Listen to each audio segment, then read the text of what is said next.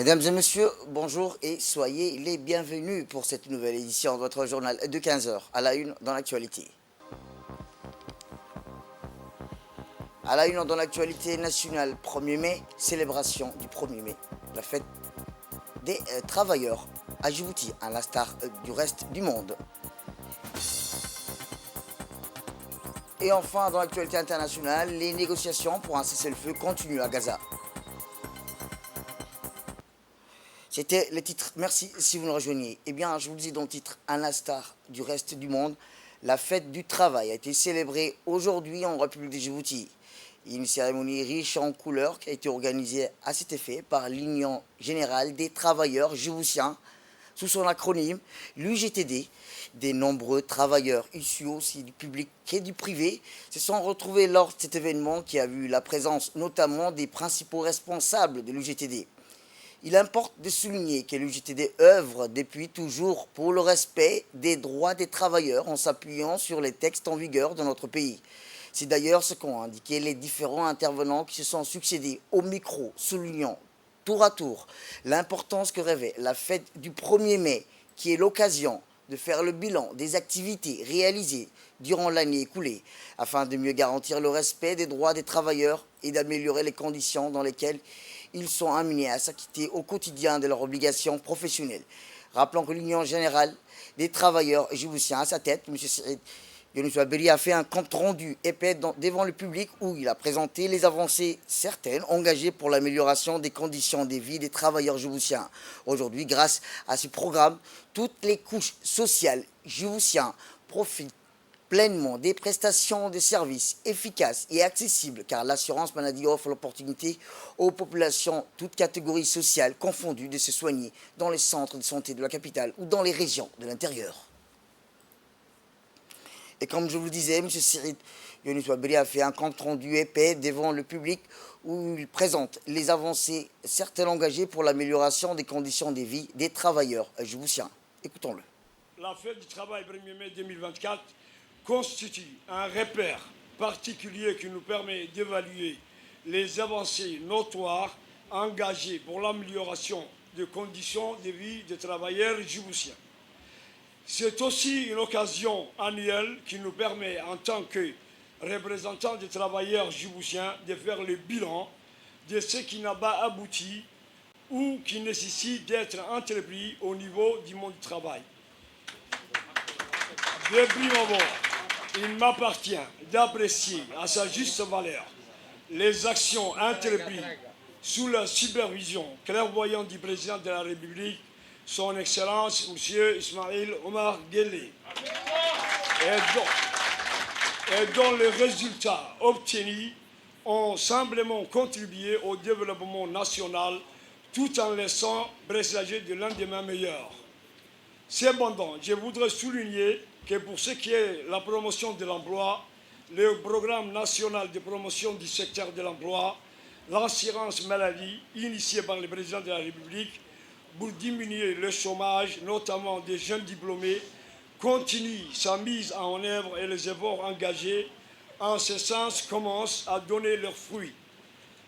C'est pourquoi, en tant que partenaire social des premiers blancs, nous réjouissons des efforts tangibles qui auront sensiblement un impact significatif sur l'amélioration des conditions sociales des bénéficiaires, notamment les jeunes travailleurs diplômés.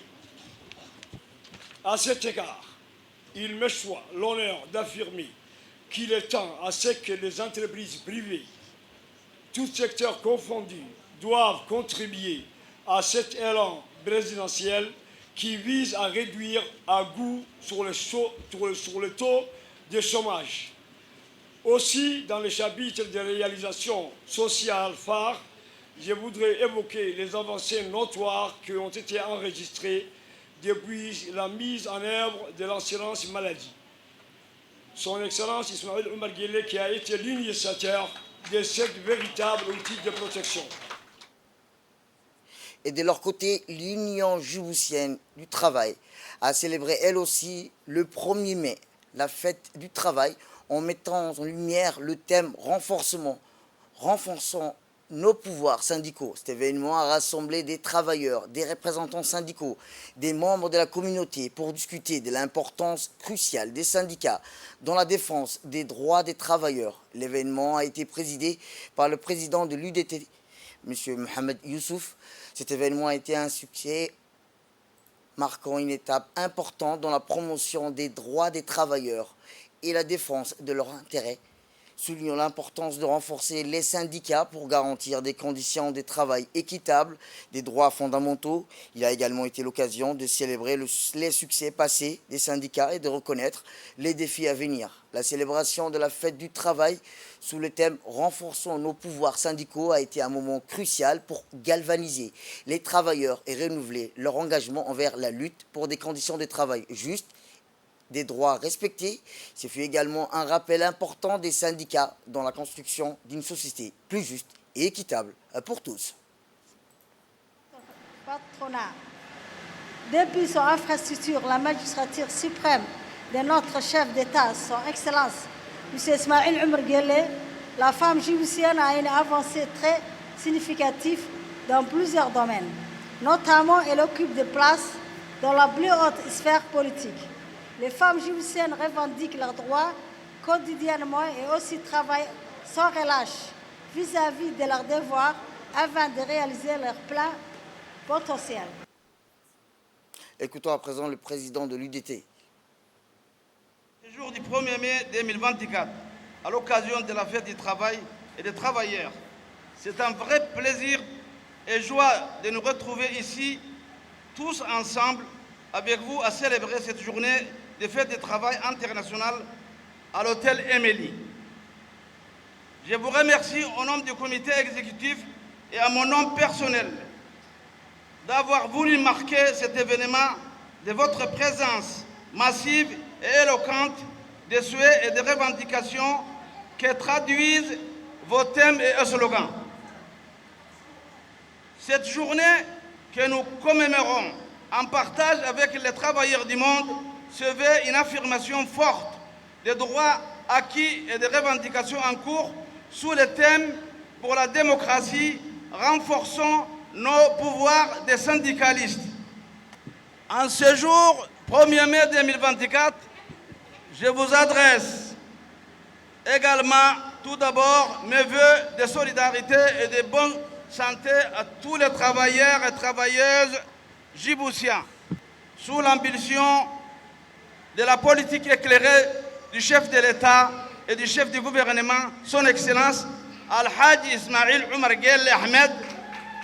Notre pays vit au rythme d'une croissance économique stable et continue progressivement.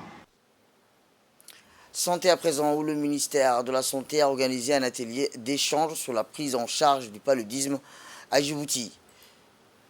Placé sous le patronage du ministre de la Santé, Dr Ahmed Roble Abdileh, il s'agissait d'une rencontre entre professionnels de santé des structures publiques et parapubliques pour rappeler les bases fondamentales de l'offre des soins dans le respect du genre, l'équité et les droits humains dans la perspective d'atteindre les populations spécifiques grâce aux outils et aux stratégies dont on dispose actuellement.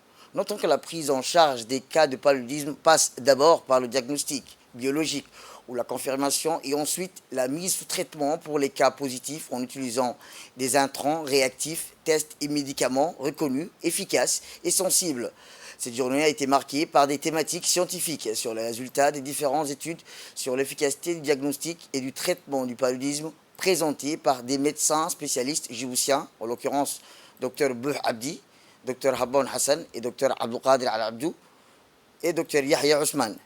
On prépare également à cet atelier le secrétaire général du ministère de la Santé, Mohamed Ali Mohamed, le Dr Abdul Halil Ahmed, conseiller technique en matière de santé du chef de l'État, la représentante du PNUD, des hauts cadres du ministère de la Santé.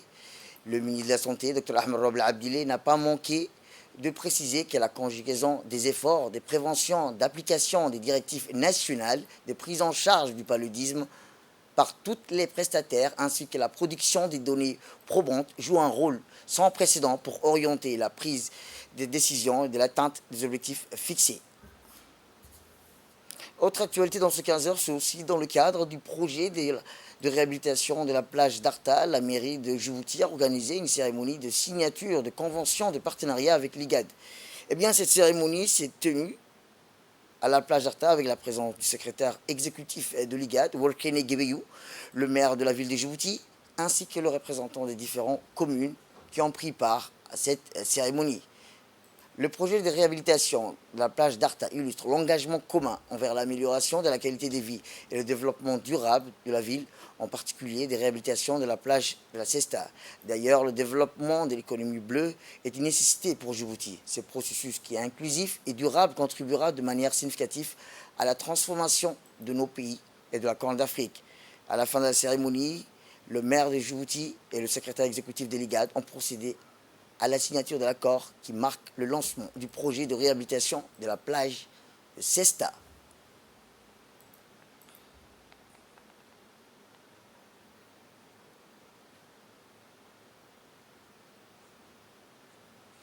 Écoutons à présent le maire de Djibouti lors du projet de réhabilitation de la plage d'Arta. C'est avec un immense honneur et une profonde gratitude que je vous accueille aujourd'hui pour célébrer le lancement de ce projet d'une importance capitale pour notre ville. Celui de la préservation et de la protection de l'environnement. Ce projet, fruit de notre collaboration, illustre notre engagement commun envers l'amélioration de la qualité de vie de nos concitoyens, Monsieur le Secrétaire général. Cependant, étant donné que notre pays est semi-aride et fortement impacté par le changement climatique, ces dernières décennies, l'économie bleue s'est naturellement imposée à nous. Il est crucial de souligner que favoriser le développement de l'économie bleue est une nécessité pour Djibouti. Dans le cadre des opérations de contrôle des prix des denrées alimentaires de première nécessité, les inspecteurs du ministère du Commerce et du Tourisme ont effectué ce matin des opérations de contrôle des prix et de la qualité des produits au niveau de la commune de Blaus, notamment dans le marché Riyad. L'objectif principal de ces opérations de grande envergure consiste à s'assurer d'une part du respect des prix fixés par le ministère du Commerce et d'autre part de la qualité des produits alimentaires commercialisés.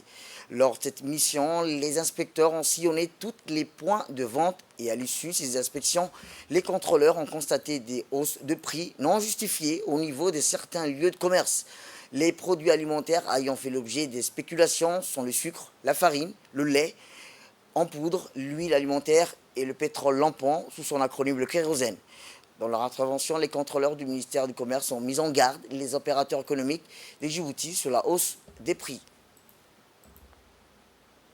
La NCLD de Djibouti a organisé avec brio la caravane de la NCD, une initiative de sensibilisation qui a rallié les conseils régionaux et communaux avec succès, sous l'égide du projet Participation de la société civile à la gouvernance et au développement local à Djibouti, financé par l'Union européenne et mise en œuvre par l'IMF. L'étape de Razdika s'est tenue dimanche dernier. Cette étape a été dirigée par le président de la commune de Blaus, Abdelkader Iman Adam, accompagné de ses homologues de Razdika, Ibrahim Saïd Badoul, de la première maire adjointe de la ville de Djibouti, Fatouma Mohamed Kamil, ainsi que l'équipe du projet de l'AMF.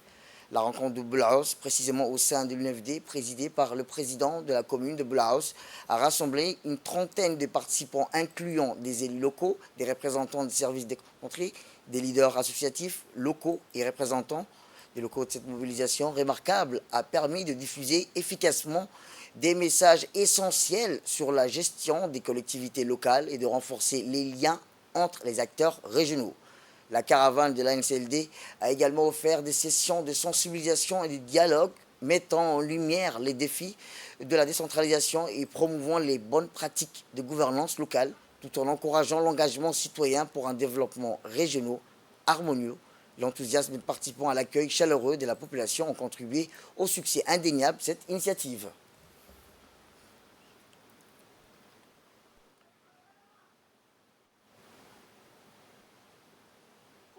Échanger, communiquer le rôle et les missions de l'Association nationale des collectivités locales. Donc c'est une association qui a été créée il y a bientôt 6 ans Donc, et maintenant, elle a pris donc, un nouveau départ. Un départ vraiment, un départ fort. Et donc, c'est pour partager, écouter, échanger, vulgariser l'ANCLD. Donc, nous faisons tous membres de l'ANCLD pour que nous puissions, donc pour que les régions et les communes puissent trouver leur... Eh bien, c'est l'appel à la prière. Nous reviendrons tout juste après. Eh bien, comme je vous le disais, l'ANCLD reste résolument engagée à soutenir les conseils régionaux et communaux dans leur quête d'un développement local, durable et inclusif. Écoutons-le. C'est un vrai plaisir pour moi d'être avec vous et échanger avec vous sur la NCLD, ses missions, ses rôles. Comme l'a rappelé Monsieur le Président tout à l'heure, c'est une caravane qui a démarré le 15 avril par la ville blanche. Tadjoura, on est passé par Obok, la ville de l'Unité, Dikil, Arta, Rasdika, Balbala, et nous clôturons par Boulaos aujourd'hui. Et l'objectif, c'est quoi? C'est d'échanger avec notre association, l'Association nationale des collectivités locales de Djibouti, son rôle, ses missions, ses activités, et surtout, comment faire pour qu'elle continue de grandir. Continue de grandir parce qu'elle est la fêtière, elle est la porte-parole des élus, de la décentralisation. Il faut qu'elle continue de grandir. C'est pourquoi nous sommes là aujourd'hui. Et ce jour qui marque la fin de cette caravane pour cette fois-ci, on peut dire que nos objectifs sont atteints. Parce que partout où nous sommes passés, on a eu des sables-combles. On a eu des sables-combles, ça veut dire qu'on est intéressé de savoir ce que porte la NCLD. Direction le sud du pays où la salle de réunion de la préfecture d'Ali Sebia a abrité mercredi dernier une réunion d'un comité transfrontalier composé des autorités régionales, côté djiboutien comme celui éthiopien. Celle-ci a été présidée par le préfet de la région d'Ali Sebia, Abdulmalik Mohamed Banoita. Elle a réuni de hauts responsables des services de l'immigration, des postes frontaliers, des hauts gradés des armées de la police et des pays voisins. Cette concertation conjointe s'inscrit dans le cadre d'une gestion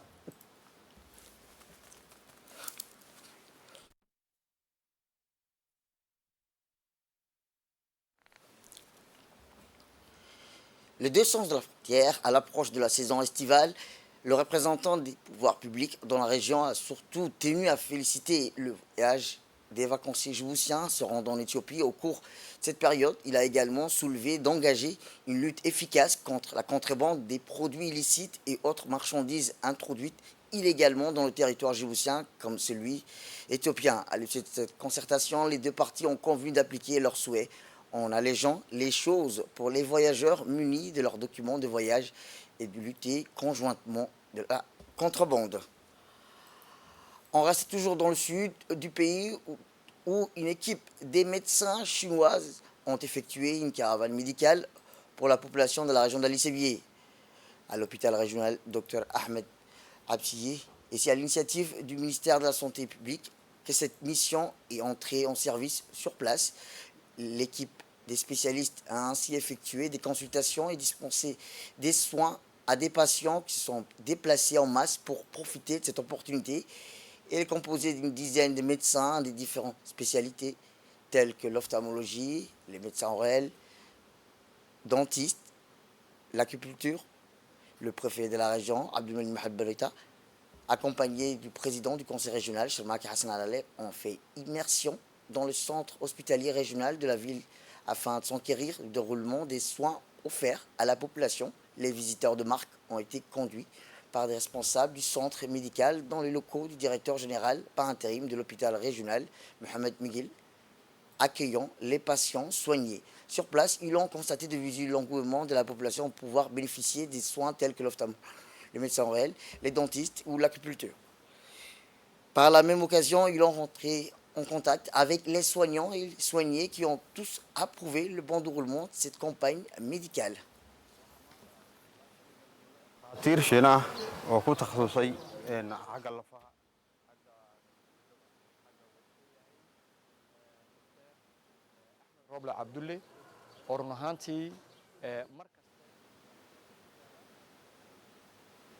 Écoutons à présent le préfet de la région d'Ali Sébi. À l'hôpital régional de la région d'Ali Sébi, en présence de la caravane chinoise dans le cadre médical. Et ceci a été mis en place par le ministère de la Santé afin d'assurer la proximité des soins à notre population.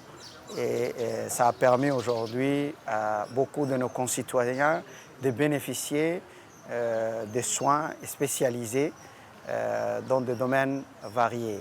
Et nous tenons ici à remercier l'ensemble des staffs du ministère de la Santé de la région, les ministres qui a initié cette approche depuis maintenant plusieurs années. Nous en sommes reconnaissants de cette collaboration étroite qui unit nos deux pays, la Chine et Djibouti.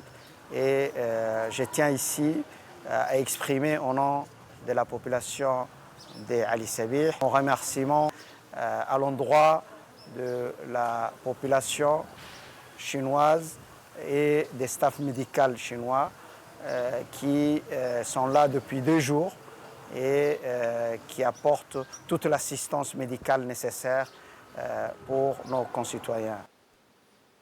Du sud, on passe au nord, où dans le cadre du 3e recensement général de la population et des habitats, les opérations de collecte de données se poursuivent dans les régions éloignées, comme celui de la région de Tadjoura, face aux défis posés par ces localités reculées où les véhicules traditionnels ne peuvent accéder.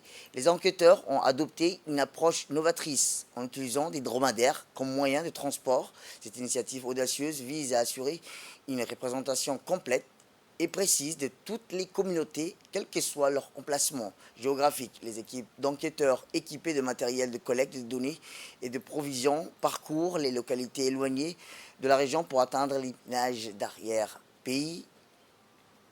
Ils ont indiqué que nous sommes déterminés à inclure chaque ménage dans notre recensement, même ceux situés dans les régions les plus isolées de la région de Tadjoura, a déclaré le coordinateur de la région. En utilisant des dromadaires, nous adaptons nos méthodes pour répondre aux besoins uniques de ces communautés. Cette approche témoigne de l'engagement des autorités de la région de Tadjoura à garantir que personne ne soit laissé pour compte lors de cette enquête nationale. Et dans notre magazine de cet après-midi, direction Arta, ville, chef-lieu de la région du même nom, soit la Benjamin, des 5 régions que compte le pays. Au lieu de villégiature très prisée pour un climat doux, Arta ville ne cesse de se développer de jour en jour. Adnan Alita. La région d'Arta, la région du centre, la Benjamin des régions, connaît ces dernières années un développement fulgurant en accueillant de grands projets de développement. En effet, à 20 minutes de la capitale, la région d'Arta possède de nombreux campements touristiques au grand bonheur des Djiboutiens qui viennent y affluer chaque week-end pour profiter de son climat doux et agréable. Reportage.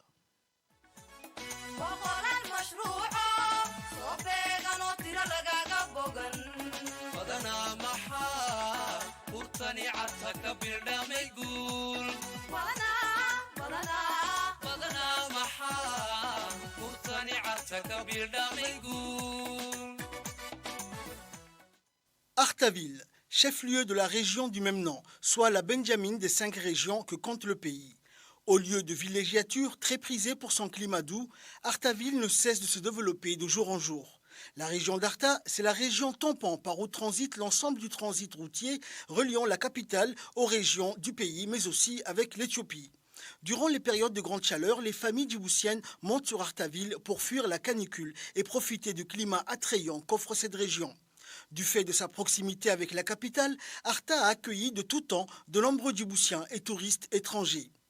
À 750 mètres d'altitude, perchée sur un mont aux airs doux et agréables à renifler, la ville d'Arta est située à 42 km de la ville de Djibouti. La région compte un large littoral, ce qui en fait un attrait touristique de premier plan avec la migration annuelle des requins-baleines dans ce long périple qui débute dans les eaux australiennes pour s'achever dans la baie d'Arta, et cela pour assurer leur reproduction. En effet, la région d'Arta présente des potentialités lui permettant de créer des conditions favorables à un développement social et économique reposant surtout sur le tourisme et la pêche. Située sur les hauteurs des massifs de Lougoul, la ville d'Arta offre une vue panoramique sans égale sur le golfe de Tadjoura.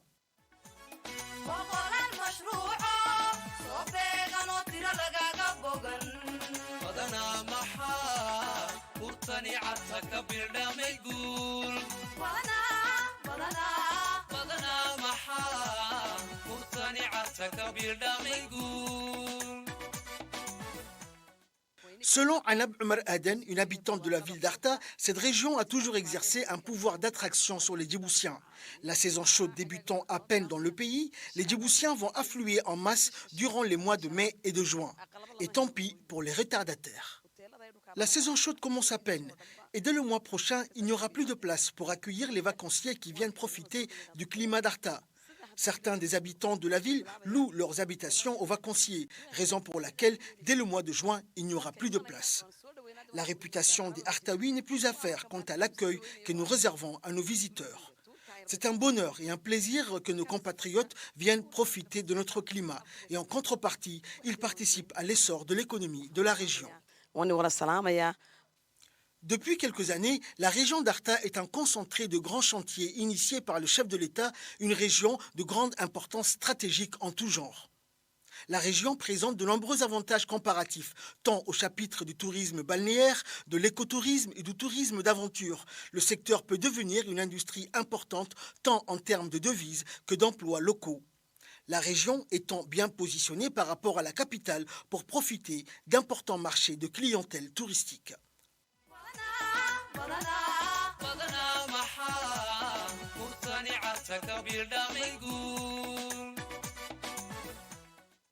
Hormis son climat frais, Arta est connue pour ses sites de randonnée pédestre, sa somptueuse plage pour la baignade et l'observation des requins-baleines. Parmi ces distractions, chaque année, les Djiboutiens se rendent à cet immanquable rendez-vous de la grande marche appelée Peace Walk.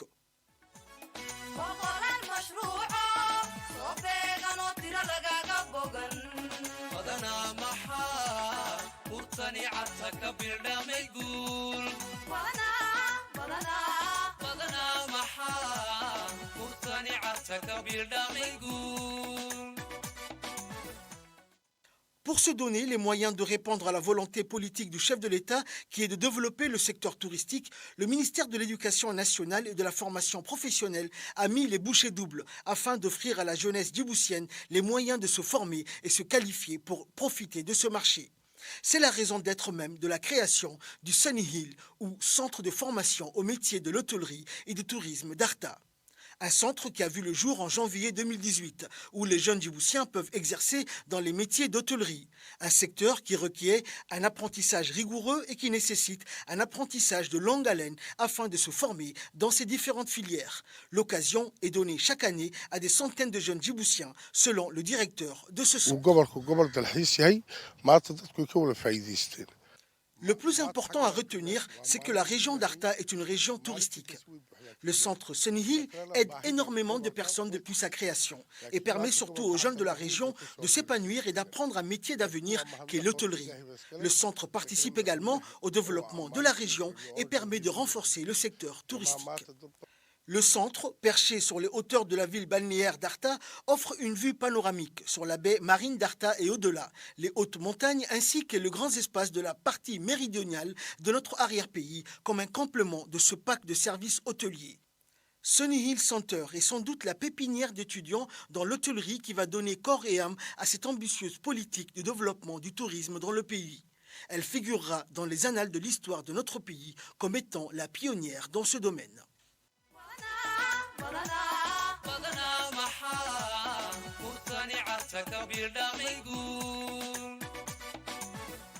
La région d'Arta est appelée à devenir un pôle de développement incontournable, avec d'ores et déjà plusieurs grands projets réalisés et à venir. Une aubaine pour la République qui aspire à se positionner sur l'échiquier régional et international comme un hub économique incontournable dans un futur proche.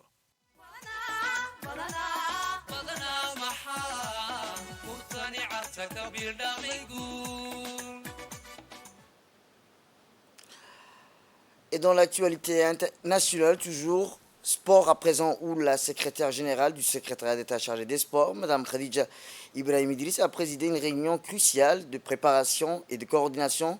L'objectif étant, rappelons-le, d'assurer le succès du prochain lancement des activités sportives estivales, un événement phare dans le calendrier sportif du département. Les directeurs ont dévoilé leur plan de travail et leurs priorités pour ces activités estivales. La direction des régions et ont exposé les différents sites et localités qui accueilleront ces événements. De son côté, la direction des sports, sous la houlette d'Abshir Hassan, a énuméré les disciplines sportives et traditionnelles sélectionnées pour cette année, promettant une diversité et une richesse d'activités. De son côté, la secrétaire générale du secrétariat d'État chargé des sports, Mme Khadija Ibrahim Idriss, a souligné l'importance capitale de ces activités estivales, tant pour la promotion du sport que pour l'épanouissement global de la jeunesse djiboutienne, insistant sur le rôle crucial de ces événements dans la direction et le développement des talents sportifs. La direction des projets et planification, mais également l'Agence nationale pour la promotion des sports. Madame la secrétaire générale a pris part à cette réunion et a présidé cette réunion, avait pour objectif de valider les activités qui ont été planifiées il y a un mois de cela par les directions concernées. Donc cette année, nous avons conçu un nouveau projet, un projet intitulé activités sportives estivales. Donc, ce sont des activités des sportifs qui seront destinées à la jeunesse djiboutienne. Ceux qui n'auront pas la chance plutôt de partir en vacances dans les régions. Donc, cette jeunesse, ils vont profiter des innovations en termes d'activités sportives et ces activités seront mises en place par rapport à la spécificité de chaque région. Donc les régions côtières où il y a la mer, ils auront des activités à caractère aquatique. Et les autres régions du sud, ils auront des activités de course à vélo, de courses à pied, mais également des jeux traditionnels, des jeux d'échecs, des tournois de volley, de basket, de handball. Il y aura des tournois de golf, une course chameau, et triathlon, biathlon. Donc nous allons innover cette année pour répondre aux besoins de la jeunesse. Et ces activités s'étalent durant le mois de juin, juillet, août. Et enfin, dans l'actualité sportive, pour clore l'actualité nationale, un jeune universitaire et influenceur kenyan dénommé Faisal Abdoulaye Abdi, engagé dans la sensibilisation à la scolarisation universelle et à la promotion de l'éducation de la paix, est arrivé à Djibouti.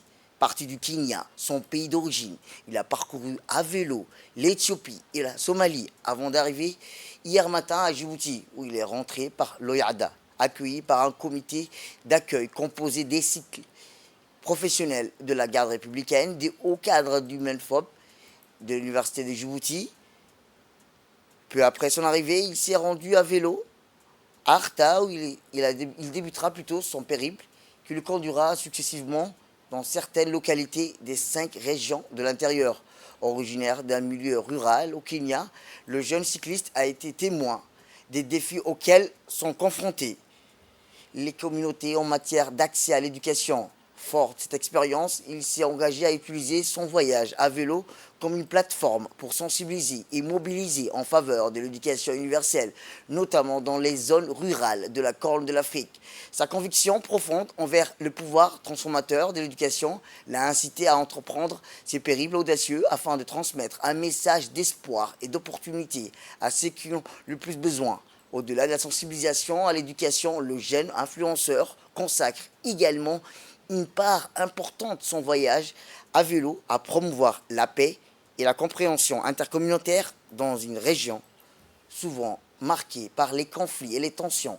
Son message de tolérance et coexistence pacifique résonne profondément en rencontrant des communautés locales, en partageant des histoires inspirantes et en encourageant le dialogue.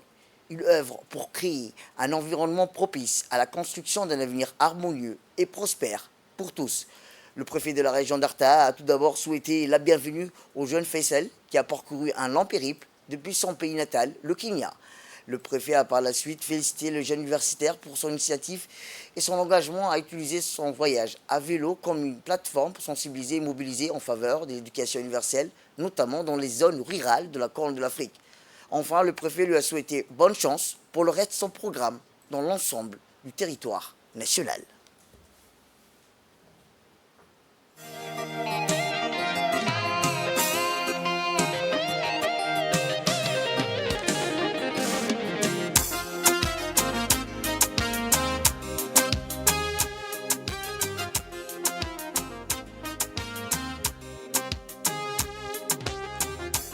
Faisal العرضة كسو دويني Faisal Abdi a expliqué à nos micros qu'il avait commencé son voyage à Nairobi, son Kenya natal, qu'il avait traversé l'Éthiopie et la Somalie avant d'arriver hier matin à Djibouti, un long parcours de 5 mois.